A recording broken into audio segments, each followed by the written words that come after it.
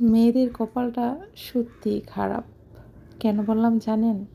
কোনো মেয়ে যদি রিলেশন করে বিয়ে করে সম্পর্কটা খারাপ হয়, তখন বাবা, মা, ভাই, বোন, আত্মীয়স্বজন সবাই বারবার বলে, আগেই বলেছিলাম ছেলেটা ভালো না, ছেলেটার পরিবার ভালো না, ওর টাকা পয়সা নাই, ও তোমাকে খাওয়াইতে পারবে না, পড়াইতে পারবে না। আগেই বলছিলাম। নানান কথা বলে।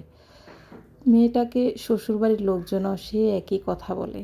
বাবার বাড়ি থেকে কেউ দেখতে আসে না, কিচ্ছু দেয় না বাবার বাড়ি থেকে।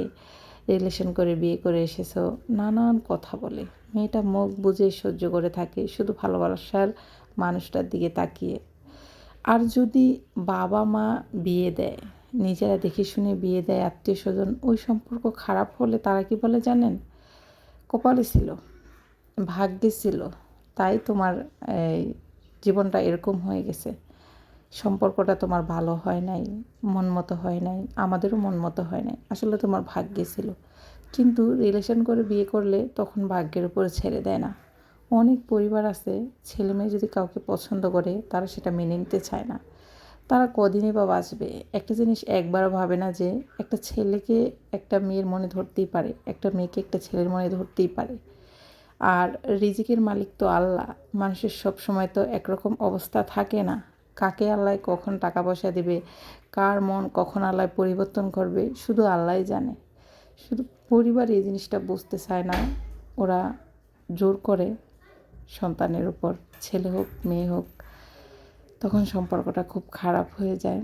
এই জন্য বললাম মেয়েদের কপালটা খুবই খারাপ। মেয়েদের কষ্ট কেউ বুঝতে চায় না। মেয়েদের কষ্ট মেয়েরাই শুধু বোঝে। একটা মেয়ের কষ্ট আরেকটা মেয়ে বোঝে। তাদের মনের কষ্ট তাদের মনেই থাকে।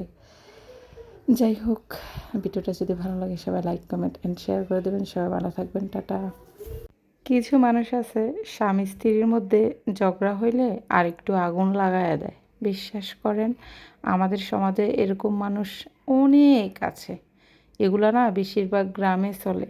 যদি স্বামী স্ত্রীর মধ্যে ঝগড়া হয়, পাশে এসা ভাবি, কাকি, জেডি বইসা বইসা, আরে জামাইয়ের কাছে মাইয়ার নামে কী যে বদনাম কইব, এই বউয়ের নামে কী যে বদনাম কইব।